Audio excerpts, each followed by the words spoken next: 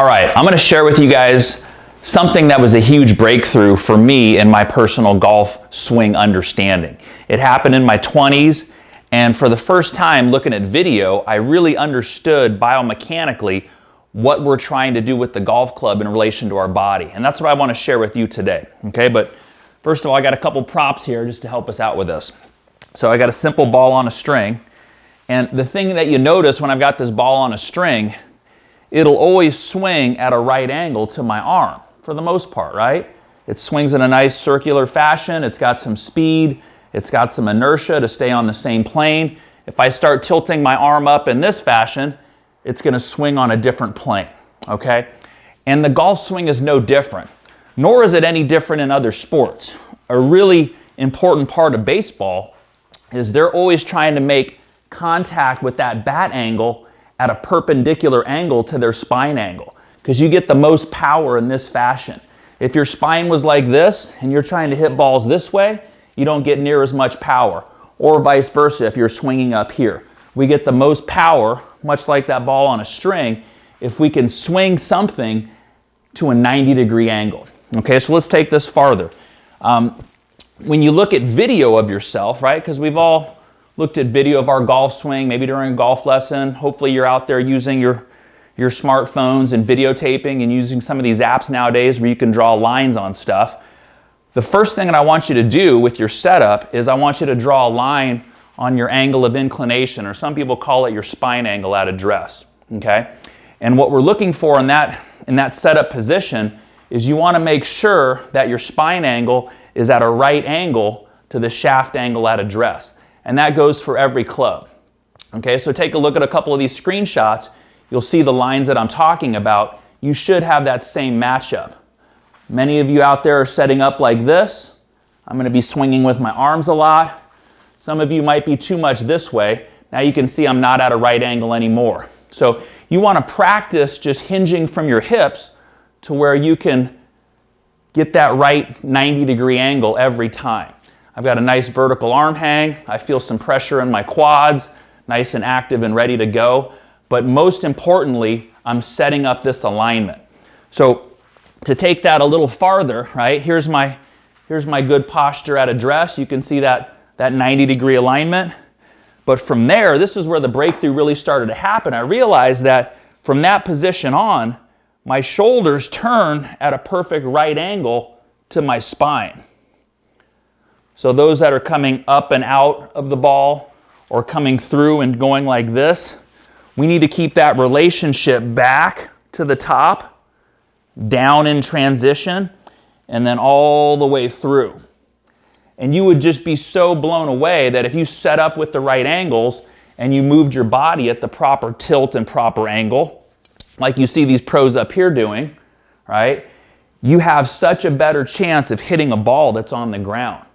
It's when we start coming up and out of things, moving up and off, the shot coming through, that really our consistency is going to start to suffer, okay? So you've got your spine angle set. We're rotating our shoulders on a downward angle, and you see that perfect matchup here where I've got a nice perfect 90-degree angle back, and I've got a perfect 90-degree angle coming through, and I'm just starting to feel some of the different sensations. I feel a lot of stretch down here in my left glute. It's not the easiest thing to stay down and in our posture. And most of the people that I see on my lesson tee, they're out and over, they're too much under and pushed forward, but we're seeing a lot of different things. If we just simply learn to turn and move on these angles, everything will start lining up. So from there, you go, okay, I've got my shoulders working better, I've got my setup good. Let's start to blend that with the shaft angle. All right, so I've got just a little plane stick here at address that kind of gets pretty close to my shaft angle.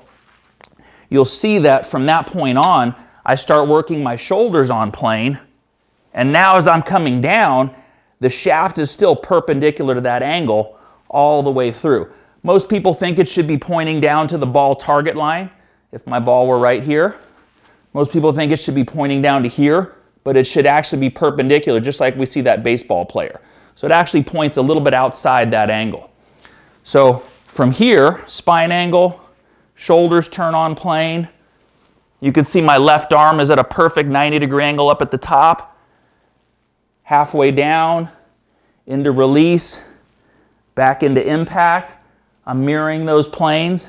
And then even as I exit and come through, you can see the shaft should be coming out at a right angle to my spine, and my shoulders are turning at that same right angle.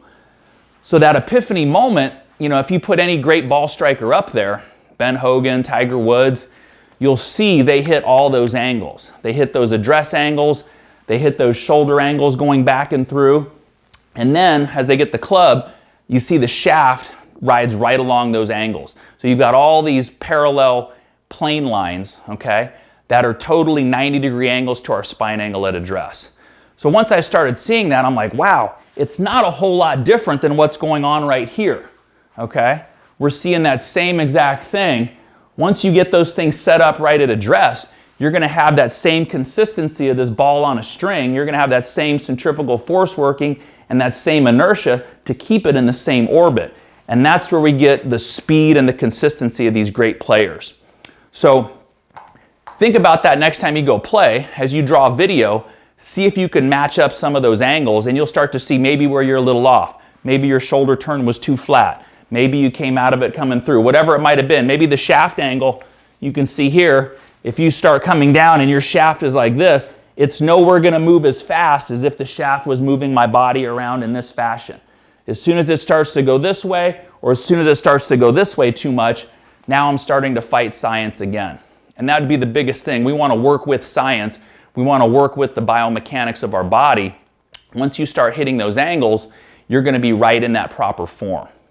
All right, so I hope that helped you out. I hope you had the same epiphany that I did, because once I saw that, it really was eye-opening. I really had a huge understanding of what I was actually trying to accomplish in the golf swing.